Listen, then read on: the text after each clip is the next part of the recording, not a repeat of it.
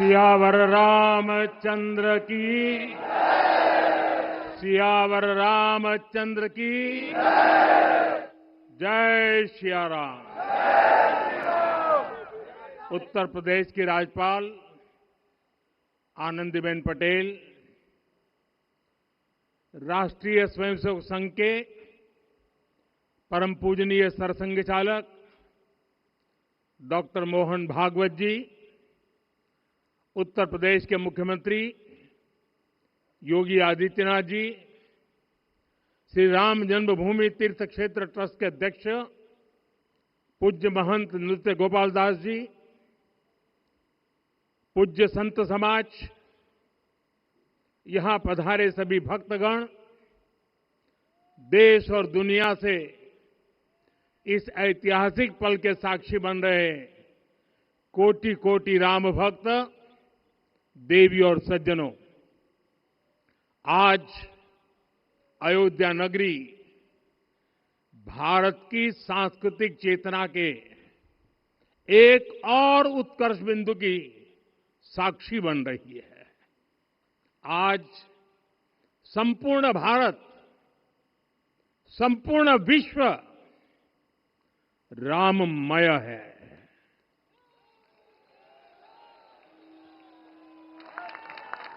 हर राम भक्त के हृदय में अद्वितीय संतोष है, असीम कृतज्ञता है, अपार अलौकिक आनंद है। सदियों के घाव भर रहे हैं, सदियों की वेदना आज विराम पा रही है, सदियों का संकल्प आज सिद्धि को प्राप्त हो रहा है। आज उस यज्ञ की पूर्णाहुति है जिसकी अग्नि 500 वर्ष तक प्रज्वलित रही, जो यज्ञ एक पल भी आस्था से डिगा नहीं, एक पल भी विश्वास से टूटा नहीं। आज भगवान श्री राम के गर्भगृह की अनंत ऊर्जा, श्री राम परिवार का दिव्य प्रताप इस धर्म ध्वजा के रूप में इस दिव्यतम भव्यतम मंदिर में प्रतिष्ठापित हुआ है। और साथियों, ये धर्म ध्वजा केवल एक ध्वजा नहीं, ये भारतीय सभ्यता के पुनर्जागरण का ध्वज है। इसका भगवा रंग, इस पर रचित सूर्यवंश की ख्याति, वर्णित ओम शब्द और अंकित कोविदार वृक्ष राम राज्य की कीर्ति को प्रतिरूपित करता है। ये ध्वज संकल्प है, ये ध्वज सफलता है, ये ध्वज संघर्ष से सृजन की गाथा है, ये ध्वज सदियों से चले आ रहे स्वप्नों का साकार स्वरूप है। ये ध्वज संतों की साधना और समाज की सहभागिता की सार्थक परिणति है। साथियों, आने वाली सदियों और सहस्त्र शताब्दियों तक ये धर्म ध्वज प्रभु राम के आदर्शों और सिद्धांतों का उद्घोष करेगा। ये धर्म ध्वज आह्वान करेगा, सत्यमेव जयते नानृतम, यानी जीत सत्य की ही होती है, असत्य की नहीं। ये धर्म ध्वज उद्घोष करेगा, सत्यम एक पदम ब्रह्म सत्य धर्म प्रतिष्ठित, अर्थात सत्य ही ब्रह्म का स्वरूप है, सत्य में ही धर्म स्थापित है। ये धर्म ध्वज प्रेरणा बनेगा, प्राण जाए पर वचन न जाहि, अर्थात जो कहा जाए वही किया जाए। ये धर्म ध्वज संदेश देगा, कर्म प्रधान विश्व रची राखा, अर्थात विश्व में कर्म और कर्तव्य की प्रधानता हो। ये धर्म ध्वज कामना करेगा, बैर न विग्रह आस न त्रासा, सुखमय ताही सदा सब आशा, यानी भेदभाव, पीड़ा, परेशानी से मुक्ति, समाज में शांति और सुख हो। ये धर्म ध्वज हमें संकल्पित करेगा, नहीं दरिद्र कोऊ दुखी न दीना, यानी हम ऐसा समाज बनाएं जहां गरीबी न हो, कोई दुखी या लाचार न हो। साथियों, हमारे ग्रंथों में कहा गया है, आरोपितम ध्वजम दृष्ट्वा ये अभिनंदनित धार्मिका ते अपि सर्वे प्रमुच्यते महापातक कोटि भी, यानी जो लोग किसी कारण मंदिर नहीं आ पाते और दूर से मंदिर के ध्वज को प्रणाम कर लेते हैं, उन्हें भी उतना ही पुण्य मिल जाता है। साथियों, ये धर्म ध्वज भी इस मंदिर के ध्येय का प्रतीक है। ये ध्वज दूर से ही राम लला की जन्मभूमि के दर्शन कराएगा और युगों युगों तक प्रभु श्री राम के आदेशों और प्रेरणाओं को मानव मात्र तक पहुंचाएगा। साथियों, मैं संपूर्ण विश्व के करोड़ों राम भक्तों को इस अविस्मरणीय क्षण की, इस अद्वितीय अवसर की हार्दिक शुभकामनाएं देता हूं। मैं आज उन सभी भक्तों को भी प्रणाम करता हूं, हर उस दानवीर का भी आभार व्यक्त करता हूं जिसने राम मंदिर निर्माण के लिए अपना सहयोग दिया। मैं राम मंदिर के निर्माण से जुड़े हर श्रमवीर, हर कारीगर, हर योजनाकार, हर वास्तुकार, सभी का अभिनंदन करता हूं। साथियों, अयोध्या वह भूमि है जहां आदर्श आचरण में बदलते हैं। यही वह नगरी है जहां श्री श्री राम ने अपना जीवन पथ शुरू किया था।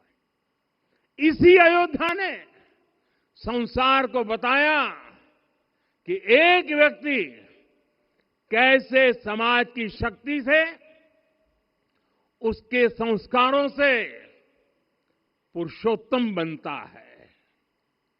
जब श्री राम अयोध्या से वनवास को गए तो वे युवराज राम थे, लेकिन जब लौटे तो मर्यादा पुरुषोत्तम बनकर के आए और उनके मर्यादा पुरुषोत्तम बनने में महर्षि वशिष्ठ का ज्ञान, महर्षि विश्वामित्र की दीक्षा, महर्षि अगस्त्य का मार्गदर्शन, निषाद राज की मित्रता, मां शबरी की ममता, भक्त हनुमान का समर्पण, इन सब की अनगिनत ऐसे लोगों की महत्वपूर्ण भूमिका रही है। साथियों, विकसित भारत बनाने के लिए भी समाज की इसी सामूहिक शक्ति की आवश्यकता है। मुझे बहुत खुशी है कि राम मंदिर का दिव्य प्रांगण भारत के सामूहिक सामर्थ्य की भी चेतना स्थली बन रहा है। यहां 7 मंदिर बने हैं। यहां माता शबरी का मंदिर बना है, जो जनजातीय समाज के प्रेम भाव और आतिथ्य परंपरा की प्रतिमूर्ति है। यहां निषादराज का मंदिर बना है। ये उस मित्रता का साक्षी है जो साधन नहीं, साध्य को, उसकी भावना को पूजती है। यहां एक ही स्थान पर माता अहिल्या है, महर्षि वाल्मीकि है, महर्षि वशिष्ठ है, महर्षि विश्वामित्र है, महर्षि अगस्त्य है और संत तुलसीदास है। रामलला के साथ साथ इन सभी ऋषियों के दर्शन भी यहीं पर होते हैं।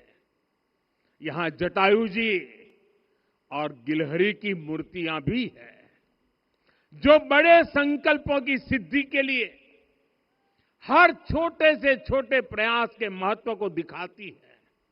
मैं आज हर देशवासी से कहूंगा कि वो जब भी राम मंदिर आए तो सप्त मंदिर के दर्शन भी अवश्य करें।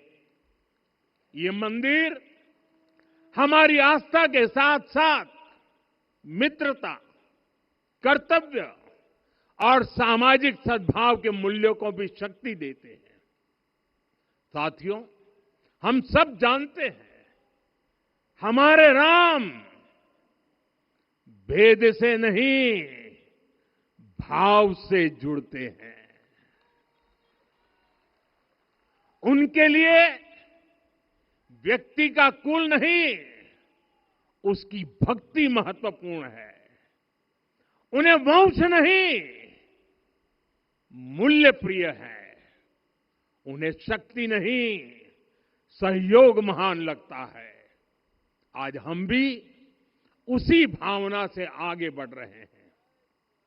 पिछले 11 वर्षों में महिला, दलित, पिछड़े, अति पिछड़े, आदिवासी, वंचित, किसान, श्रमिक, युवा, हर वर्ग को विकास के केंद्र में रखा गया है।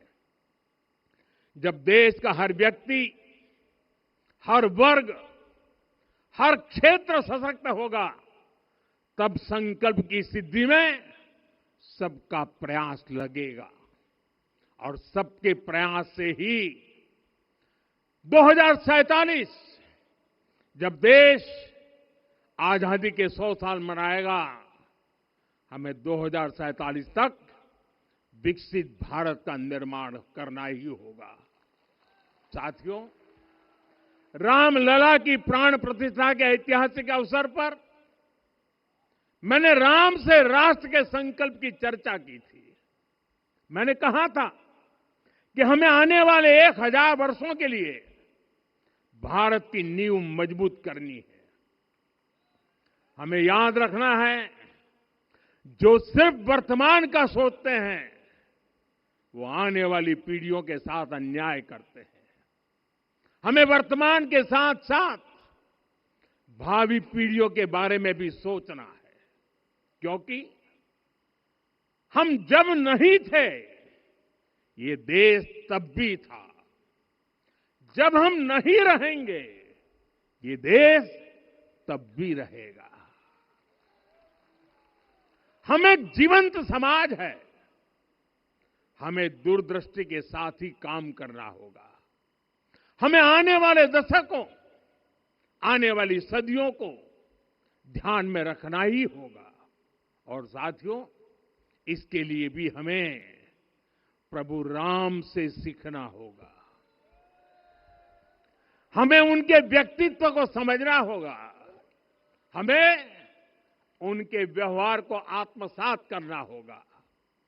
हमें याद रखना होगा, राम यानी आदर्श, राम यानी मर्यादा, राम यानी जीवन का सर्वोच्च चरित्र, राम यानी सत्य और पराक्रम का संगम। दिव्य गुणे शक्र समो रामः सत्य पराक्रमः। राम यानी धर्म पथ पर चलने वाला व्यक्तित्व। रामः सत्पुरुषो लोके सत्यः सत्यपरायणः। राम यानी जनता के सुख को सर्वोपरि रखना, प्रजा सुखत्वे चंद्रस्य। राम यानी धर्म और क्षमा का दरिया। वसुधाया क्षमा गुणे है। राम यानी ज्ञान और विवेक की पराकाष्ठा। बुद्ध या बृहस्पति तुल्य। राम यानी कोमलता में दृढ़ता। मृदु पूर्वज भाषते। राम यानी कृतज्ञता का सर्वोच्च उदाहरण। कदाचन नोपकारेण कृति नैकेन तुष्यति। राम यानी श्रेष्ठ संगति का चयन। शीला वृद्धे ज्ञान वृद्धे वयो वृद्धे च सज्जनै। राम यानी विनम्रता में महाबल। वीर्यवान च वीर्येण महता स्वेन विस्मितः। राम यानी सत्य का अडिग संकल्प। न च अनुत्र कथो विद्वान। राम यानी जागरूक, अनुशासित और निष्कपट मन। निस्तिंद्र अपम्रत च स्वदोष परदोषवित। साथियों, राम सिर्फ एक व्यक्ति नहीं, राम एक मूल्य है, एक मर्यादा है, एक दिशा है। अगर भारत को साल 2047 तक विकसित बनाना है, अगर समाज को सामर्थ्यवान बनाना है, तो हमें अपने भीतर राम को जगाना होगा। हमें अपने भीतर के राम की प्राण प्रतिष्ठा करनी होगी। और इस संकल्प के लिए आज से बेहतर दिन और क्या हो सकता है। साथियों, 25 नवंबर का यह ऐतिहासिक दिन अपनी विरासत पर गर्व का एक और अद्भुत क्षण लेकर आया है। इसकी वजह है धर्म ध्वजा पर अंकित कोविदार वृक्ष। ये कोविदार वृक्ष इस बात का उदाहरण है कि जब हम अपनी जड़ों से कट जाते हैं तो हमारा वैभव इतिहास के पन्नों में दब जाता है। साथियों, जब भरत अपनी सेना के साथ चित्रकूट पहुंचे तो लक्ष्मण ने दूर से ही अयोध्या की सेना को पहचान लिया। ये कैसे हुआ, इसका वर्णन वाल्मीकि जी ने किया है। और वाल्मीकि जी ने क्या वर्णन किया है? उन्होंने कहा है, विराजित उद्गत स्कंधम कोविदार ध्वजः रथे। लक्ष्मण कहते हैं, राम, सामने जो तेजस्वी प्रकाश में विशाल वृक्ष जैसा ध्वज दिखाई दे रहा है, वही अयोध्या की सेना का ध्वज है। उस पर कोविदार का शुभ चिन्ह अंकित है। साथियों, आज जब राम मंदिर के प्रांगण में कोविदार फिर से प्रतिष्ठित हो रहा है, यह केवल एक वृक्ष की वापसी नहीं है, यह हमारी स्मृति की वापसी है, हमारी अस्मिता का पुनर्जागरण है, हमारी स्वाभिमानी सभ्यता का पुनः उद्घोष है। कोविदार वृक्ष हमें याद दिलाता है कि जब हम अपनी पहचान भूलते हैं तो हम स्वयं को खो देते हैं, और जब पहचान लौटती है तो राष्ट्र का आत्मविश्वास भी लौट आता है। और इसलिए मैं कहता हूं, देश को आगे बढ़ना है तो अपनी विरासत पर गर्व करना होगा। साथियों, अपनी विरासत पर गर्व के साथ साथ एक और बात भी महत्वपूर्ण है, और वो है गुलामी की मानसिकता से पूरी तरह मुक्ति। आज से 190 साल पहले 190 साल पहले साल 1835 में 1835 में मैकाले नाम के एक अंग्रेज ने भारत को अपनी जड़ों से उखाड़ने के बीज बोए थे। मैकाले ने भारत में मानसिक गुलामी की नींव रखी थी। 10 साल बाद यानी 2035 में उस अपवित्र घटना को 200 वर्ष पूरे हो रहे हैं। कुछ दिन पहले ही मैंने एक कार्यक्रम में आग्रह किया था कि हमें आने वाले 10 वर्षों तक उस 10 वर्षों का लक्ष्य लेकर चलना है कि भारत को गुलामी की मानसिकता से मुक्त करके रहेंगे। साथियों, सबसे बड़ा दुर्भाग्य यह है कि मैकाले ने जो कुछ सोचा था उसका प्रभाव कहीं व्यापक हुआ। हमें आजादी मिली लेकिन हीन भावना से मुक्ति नहीं मिली। हमारे यहां एक विकार आ गया कि विदेश की हर चीज, हर व्यवस्था अच्छी है और जो हमारी अपनी चीजें हैं उनमें खोट ही खोट है। साथियों, गुलामी की यही मानसिकता है जिसने लगातार यह स्थापित किया। हमने विदेशों से लोकतंत्र लिया। कहा गया कि हमारा संविधान भी विदेश से प्रेरित है, जबकि सच ये है कि भारत लोकतंत्र की जननी है, मदर ऑफ डेमोक्रेसी है। लोकतंत्र हमारे डीएनए में है। साथियों, अगर आप तमिलनाडु जाएंगे तो तमिलनाडु के उत्तरी हिस्से में उत्तीरमेरूर गांव है। वहां हजारों वर्ष पहले का एक शिलालेख है। उसमें बताया गया है कि उस कालखंड में भी कैसे लोकतांत्रिक तरीके से शासन व्यवस्था चलती थी, लोग कैसे सरकार चुनते थे। लेकिन हमारे यहां तो मैग्ना कार्टा की प्रशंसा का ही चलन रहा। हमारे यहां भगवान बसवन्ना, उनके अनुभव मंटपा की जानकारी भी सीमित रखी गई।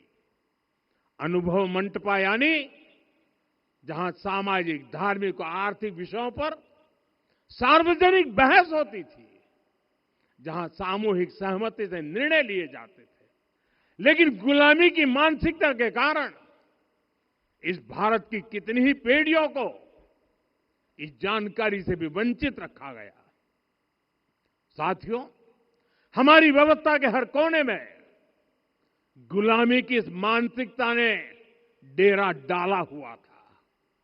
अब याद करिए, भारतीय नौसेना का ध्वज सदियों तक उस ध्वज पर ऐसे प्रतीक बने रहे जिनका हमारी सभ्यता, हमारी शक्ति, हमारी विरासत से कोई संबंध नहीं था। अब हमने नौसेना के ध्वज से गुलामी के हर प्रतीक को हटाया है।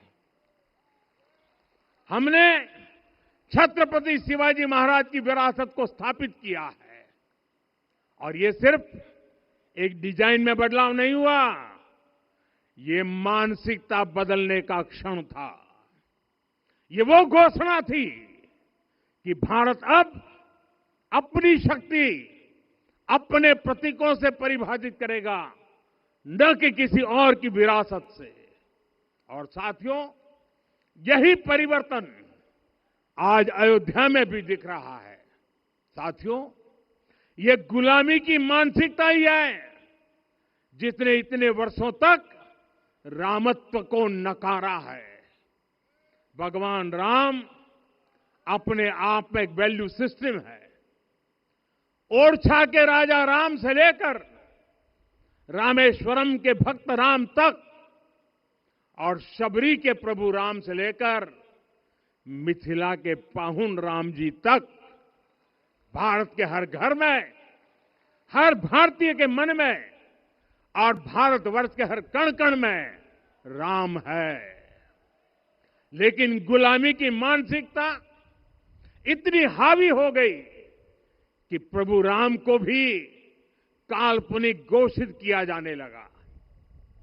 साथियों, अगर हम ठान ले अगले 10 साल में मानसिक गुलामी से पूरी तरह मुक्ति पा लेंगे और तब जाकर के ऐसी ज्वाला प्रज्वलित होगी, ऐसा आत्मविश्वास बढ़ेगा कि 2047 तक विकसित भारत का सपना पूरा होने से भारत को कोई रोक नहीं पाएगा। आने वाले 1000 वर्ष के लिए भारत की नींव तभी सशक्त होगी जब मैकाले की गुलामी के प्रोजेक्ट को हम अगले 10 साल में पूरी तरह ध्वस्त करके दिखा देंगे। साथियों, अयोध्या धाम में रामलला का मंदिर परिसर भव्य से भव्यतम हो रहा है और साथ ही अयोध्या को संवारने का काम लगातार जारी है। आज अयोध्या फिर से वह नगरी बन रही है जो दुनिया के लिए उदाहरण बनेगी। त्रेता युग की अयोध्या ने मानवता को नीति दी। 21वीं सदी की अयोध्या मानवता को विकास का नया मॉडल दे रही है। तब अयोध्या मर्यादा का केंद्र थी, अब अयोध्या विकसित भारत का मेरुदंड बनकर उभर रही है। साथियों, भविष्य की अयोध्या में पौराणिकता और नूतनता का संगम होगा। सरयू जी की अमृत धारा और विकास की धारा एक साथ बहेगी। यहां आध्यात्म और आर्टिफिशियल इंटेलिजेंस दोनों का तालमेल दिखेगा। राम पथ, भक्ति पथ और जन्मभूमि पथ से नई अयोध्या के दर्शन होते हैं। अयोध्या में भव्य एयरपोर्ट है। अयोध्या में आज शानदार रेलवे स्टेशन है। वंदे भारत और अमृत भारत एक्सप्रेस जैसी ट्रेनें अयोध्या को बाकी देश से जोड़ रही हैं। अयोध्या वासियों को सुविधाएं मिले, उनके जीवन में समृद्धि आए, इसके लिए निरंतर काम चल रहा है। साथियों, जब से प्राण प्रतिष्ठा हुई है तब से लेकर आज तक करीब करीब 45 करोड़ श्रद्धालु यहां दर्शन के लिए आ चुके हैं। ये वो पवित्र भूमि है जहां 45 करोड़ लोगों के चरण रज पड़े हैं और इससे अयोध्या और आसपास के लोगों की आय में आर्थिक परिवर्तन आया है, वृद्धि हुई है। कभी अयोध्या विकास के पैमानों में बहुत पीछे थी, आज अयोध्या नगरी यूपी के अग्रणी शहरों में से एक बन रही है। साथियों, 21वीं सदी का आने वाला समय बहुत महत्वपूर्ण है। आजादी के बाद के 70 साल में भारत विश्व की 11वीं सबसे बड़ी अर्थव्यवस्था बना। 70 साल में 11वीं। लेकिन पिछले 11 साल में ही भारत विश्व की 5वीं सबसे बड़ी अर्थव्यवस्था बन चुका है। और वो दिन दूर नहीं जब भारत विश्व की 3री सबसे बड़ी अर्थव्यवस्था भी बन जाएगा। आने वाला समय नए अवसरों का है, नई संभावनाओं का है और इस अहम कालखंड में भी भगवान राम के विचार ही हमारी प्रेरणा बनेंगे। जब श्री राम के सामने रावण विजय जैसा विशाल लक्ष्य था, तब उन्होंने कहा था, सौरज धीरज ते ही रथ चाका, सत्यशील दृढ़ ध्वज पताका। बल विवेक दम परहित गोरे, क्षमा कृपा समता रजु जोरे। यानी रावण पर विजय पाने के लिए जो रथ चाहिए, शौर्य और धैर्य उसके पहिए हैं, उसकी ध्वजा सत्य और अच्छे आचरण की है, बल विवेक संयम और परोपकार इस रथ के घोड़े हैं, लगाम के रूप में क्षमा दया और समता है जो रथ को सही दिशा में रखते हैं।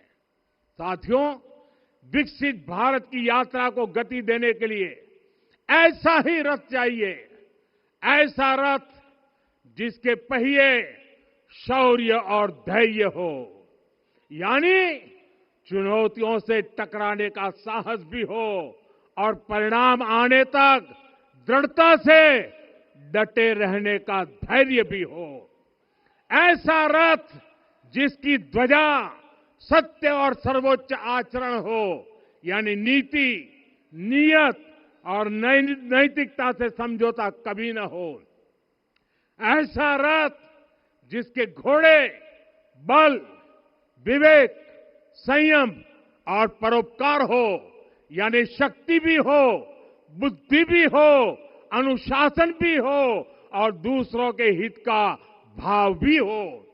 ऐसा रथ जिसकी लगाम क्षमा करुणा और संभाव हो, यानी जहां सफलता का अहंकार नहीं और असफलता में भी दूसरों के प्रति सम्मान बना रहे। और इसलिए मैं आदरपूर्वक कहता हूं, ये पल कंधे से कंधा मिलाने का है, ये पल गति बढ़ाने का है। हमें वो भारत बनाना है जो राम राज्य से प्रेरित हो, और ये तभी संभव है जब स्वयं हित से पहले देश हित होगा, जब राष्ट्रहित सर्वोपरि रहेगा। एक बार फिर आप सभी को बहुत बहुत शुभकामनाएं देता हूं। जय सिया राम, जय सिया राम, जय सिया राम।